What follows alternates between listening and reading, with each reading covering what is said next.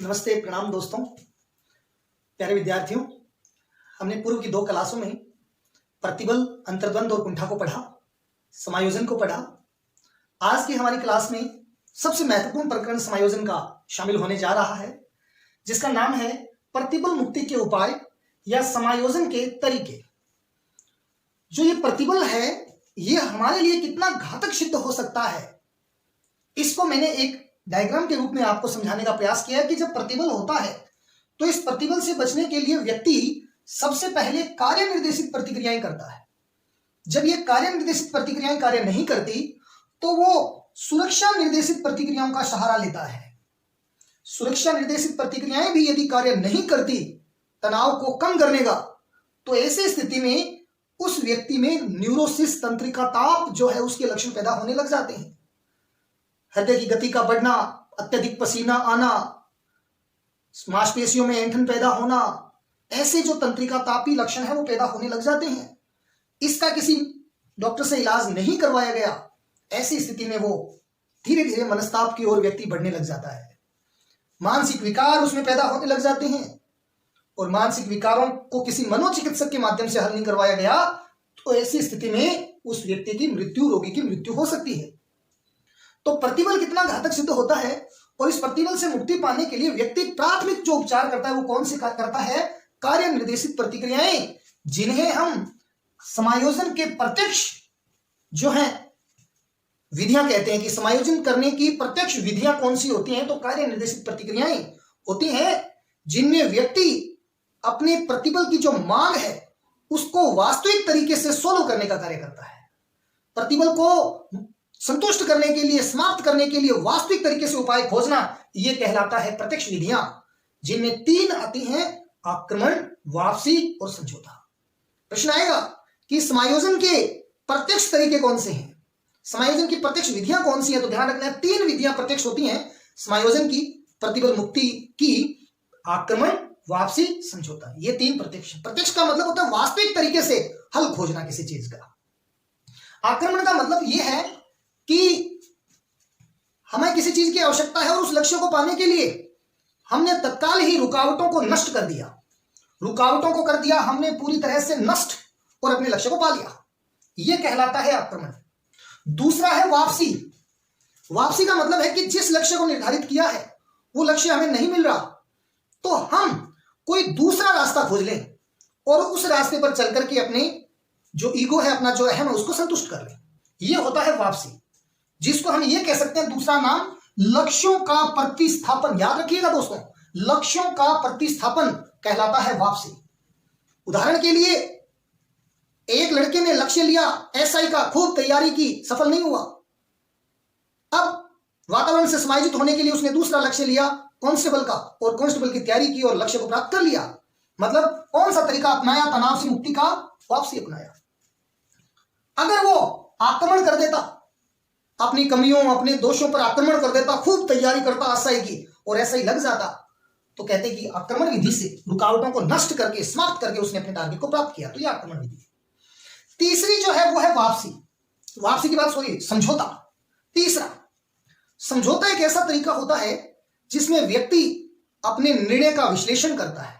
निर्णय और विश्लेषण अपनी अंतरात्मा को समझाने का प्रयास करता है। न तो वो आक्रमण करता है, न अपने लक्ष्य को चेंज करता है, बल्कि अपनी मन स्थिति को अनुकूल लाता है परिस्थितियों के। कहने का मतलब अपनी अंतरात्मा को समझाने का प्रयास वो करता है। तो इसे कहते हैं समझौता, जिसके अंतर्गत हम कह सकते हैं निर्णय और विश्लेषण के तरीके आते हैं।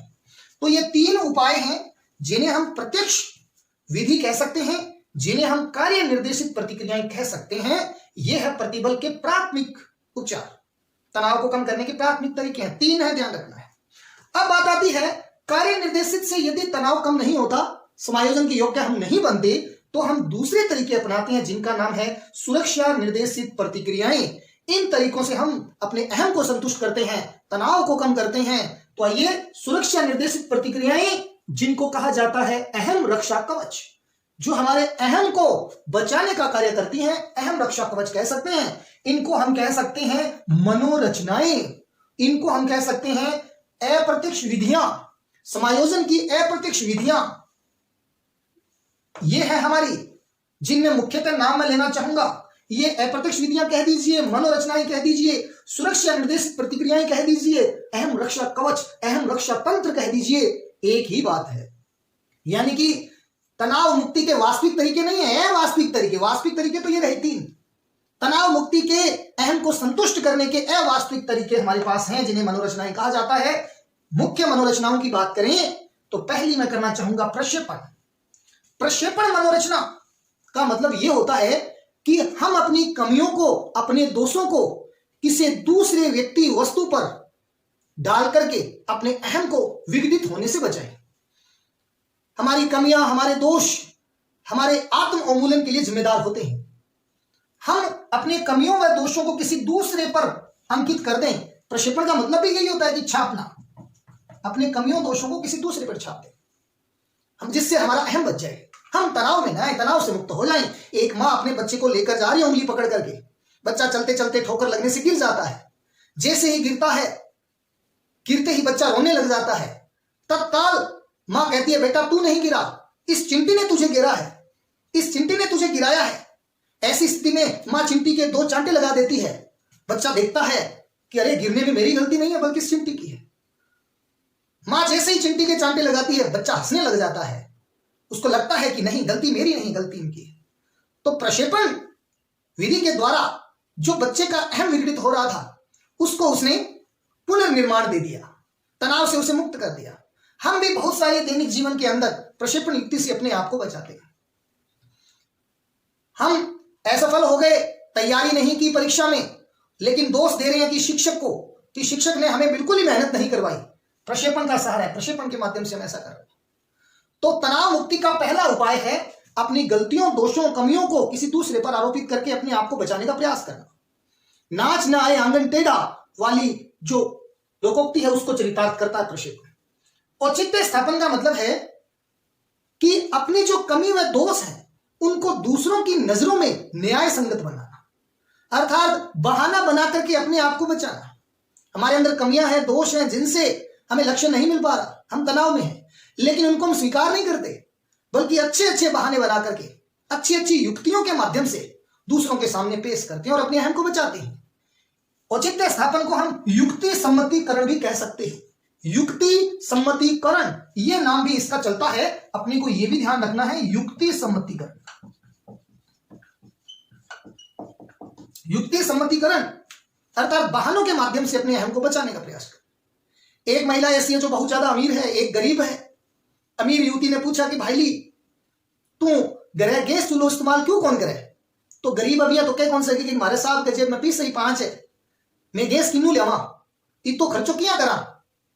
तो भाई कह रहा है भाईली तन ध्यान ही है, हमारे घरे तो छोटा छोटा नानी है, छोटा छोटा टाबर है, बेकठे हाथ न जला ले, कोई चीज पाइप वगैरह खुली न छोड़ दे, गैस ऑन ना करके छोड़ दे, इनके कारण दुर्घटनाओं बचने वास्ते कौन ले वहां।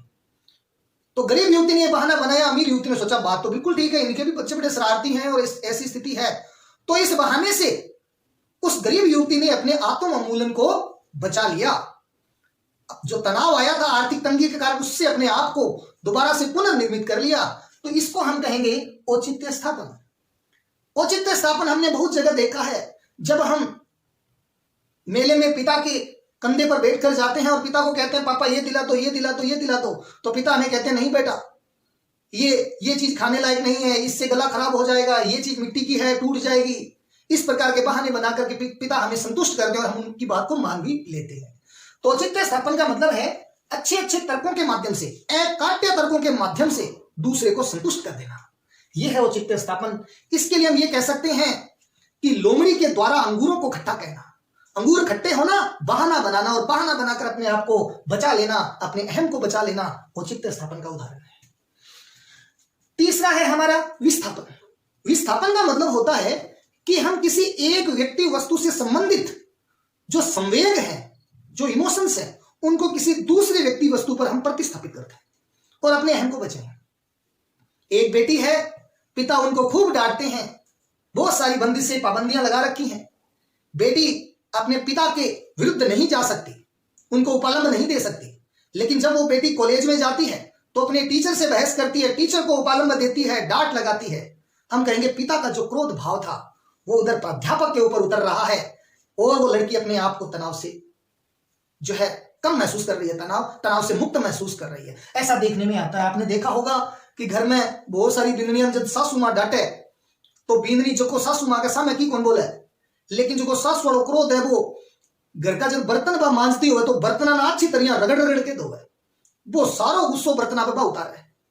अर्थात सासू मां के प्रति जो क्रोध भाव था वो किसी अन्य चीज पर विस्थापित हो गया, बर्तनों पर विस्थापित हो गया और उसका तनाव थोड़ा हल्का हुआ। तो यहां पे तीव्र तनाव की स्थिति में जो होता है अपने क्रोध को किसी दूसरे के ऊपर, अपने संवेग को किसी दूसरे पर आरोपित करके खुद को हल्का फील करना, खुद को तनाव मुक्त फील करना कहलाता है विस्थापन। एग्जाम्पल आएगा दोस्तों पेपर के अंदर, पेपर में आएगा एक बच्चा देर रात तक सोता रहता है, उसके पिता उसे जाते हैं बेडरूम से नीचे खींच के लाते हैं, नीचे लाकर के 2-4 चांटे लगा के कहते हैं क्या बात है आज तेरी स्कूल की वैन चलेगी तू स्कूल नहीं गया। अब बेटे को बहुत गुस्सा आता है पिता पर पिता के थोड़ी चांटा लगा सकता है। पिता के ऑफिस में जाने के बाद लड़का जोर से मम्मी को कहता है मम्मी आज मैं स्कूल नहीं जाऊंगा, आज मैं होमवर्क नहीं करूंगा, आज मैं दूध नहीं पीऊंगा। इस प्रकार पिता का क्रोध बच्चे ने दूध पर, स्कूल पर उतारा है, होमवर्क पर उतारा है। यह कहलाता है विस्थापन।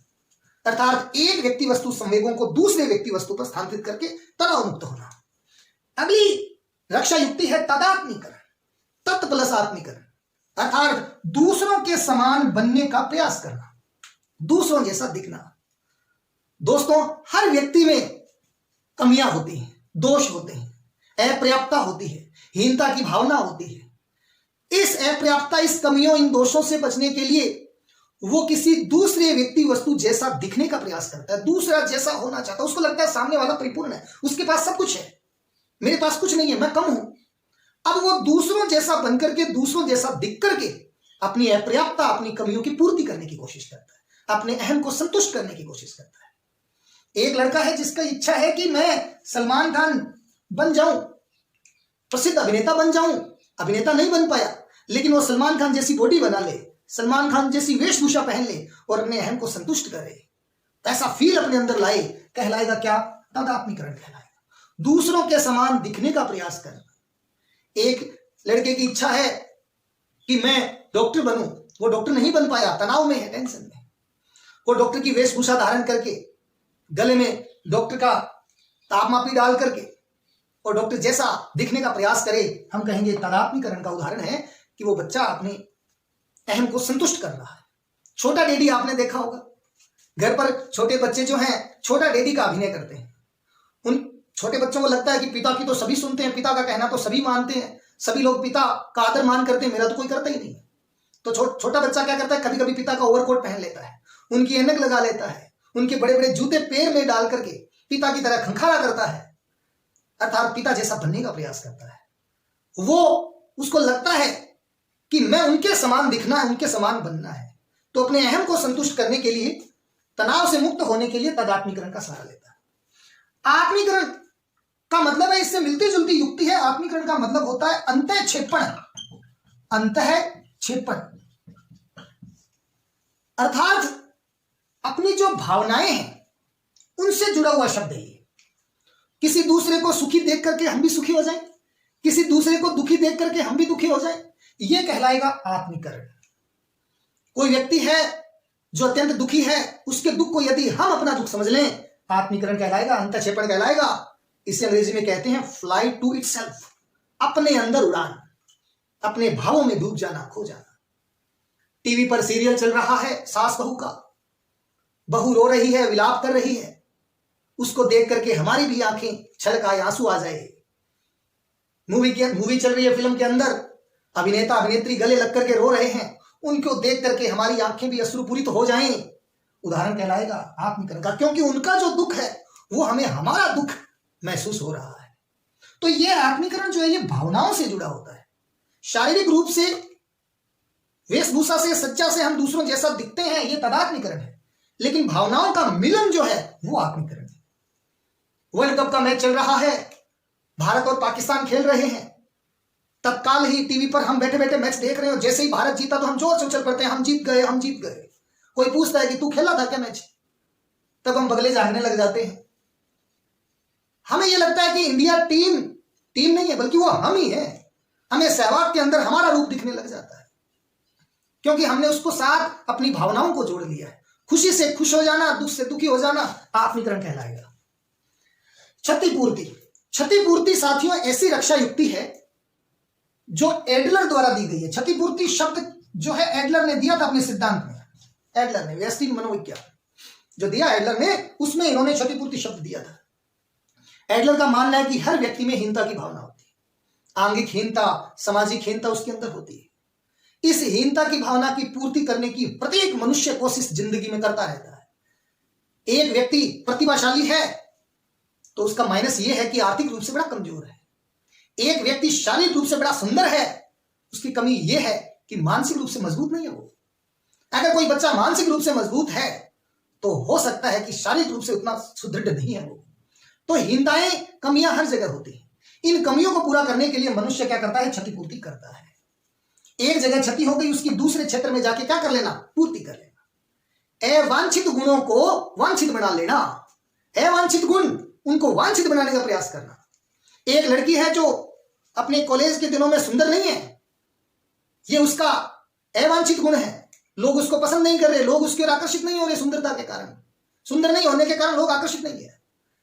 लड़की क्या करती है कि अपनी मधुर मीठी आवाज में सुंदर मन संचालन करती है, मीठे मीठे नगमे गीत गुनगुनाती है स्टेज पर। उसकी मीठी आवाज को सुनकर के सभी लोग उसकी तरफ आकर्षित होते हैं। उस लड़की ने अपने अवांछित गुण को वांछित बनाया, एक क्षेत्र की कमी को दूसरे क्षेत्र में जाके पूर्ति कर ली। इसे कहा जा सकता है क्षतिपूर्ति। क्षतिपूर्ति दो तरह की हो सकती है दोस्तों, प्रत्यक्ष क्षतिपूर्ति और अप्रत्यक्ष क्षतिपूर्ति। प्रत्यक्ष क्षतिपूर्ति का मतलब होता है कि सीधे ही उस कमी को दूर करने की कोशिश करना। एक लड़का है, दुबला पतला है, अब वो मोटा दिखने के लिए क्या करे?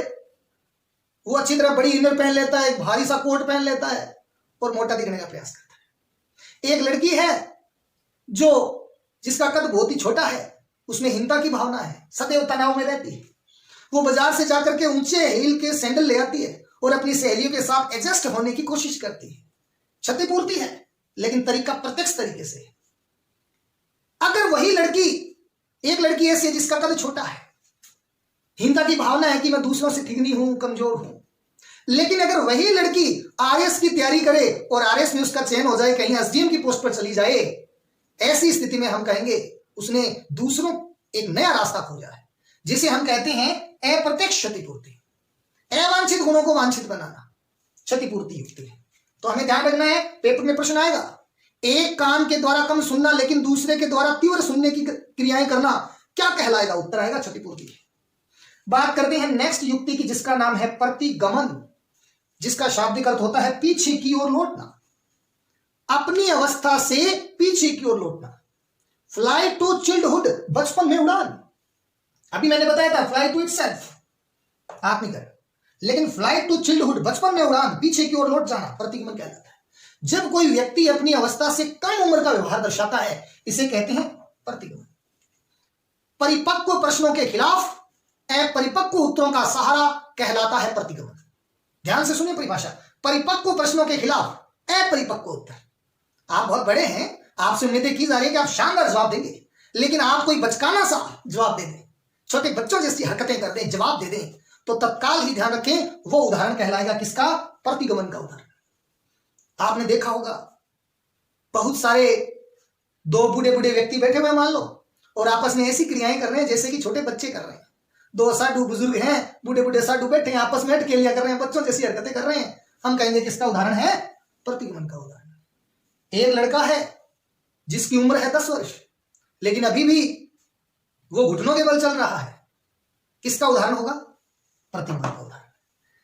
10 वर्ष की अवस्था में घुटनों के बल चलना, अपनी उम्र से कम उम्र का व्यवहार दर्शाना। आपने भी देखा होगा एक युवा है जो तीव्र तनाव की परिस्थितियों में, असफलता की स्थिति में जोर जोर से रोने लग जाता है, बिलखने लग जाता है, तब सभी लोग उसको ढंढस बंधाते और कहते हैं कि क्या टाबरा की तरह मन छोटो करा है।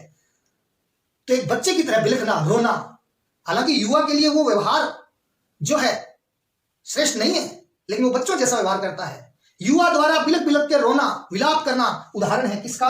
प्रतिगमन का। अपनी उम्र से कम उम्र का व्यवहार दर्शाना प्रतिगमनात्मक व्यवहार कहलाता है। तो हमें ध्यान रखना है, फ्लाई टू इटसेल्फ, पीछे की ओर लौटना, बचपन में उड़ान, कौन सी युक्ति को कहेंगे? प्रतिगमन को कहेंगे। तो साथियों, तनाव मुक्ति के 2 उपाय होते हैं, प्रत्यक्ष और अप्रत्यक्ष। प्रत्यक्ष में 3 है, आक्रमण, वापसी, समझौता। वास्तविक तरीके से तनाव मुक्त होना, वास्तविक तरीके से समायोजन करना प्रत्यक्ष, अवास्तविक तरीके से समायोजन करना मनोरचनाएं अप्रत्यक्ष विधियां। अहम रक्षा क्रिया तंत्र, सुरक्षा निर्देशित प्रतिक्रियाएं, ये इनके उपनाम है। ये सारी चीजें हैं। बहुत सारे उदाहरण हम इसमें धीरे धीरे करेंगे, आगे जोड़ेंगे। इसी चैप्टर को मैं अगली क्लास में कंटिन्यू रखने वाला हूं। आप सभी से उम्मीद करता हूं कि ये चैप्टर आपको ठीक अच्छे समझ में आ रहे होंगे। 2 बार 3 बार वीडियो को आप देखेंगे, पॉइंट वाइज आपको ये चीजें धीरे धीरे याद हो जाएंगी। मैं बार बार इनको रिपीट करूंगा और आपको तथ्य धीरे धीरे आपके दिमाग में आने लग जाएंगे। तो साथियों, आप सभी से उम्मीद है, मेरे प्रिय विद्यार्थियों से अनुरोध है कि आप इस मेरे चैनल को लाइक और सब्सक्राइब जरूर करें। ज्यादा से ज्यादा आपका सहयोग, आपकी उम्मीदों पर मैं खरा उतरने की कोशिश करूंगा। आपके सहयोग के लिए आशावान रहूंगा। धन्यवाद, शुक्रिया, जय हिंद।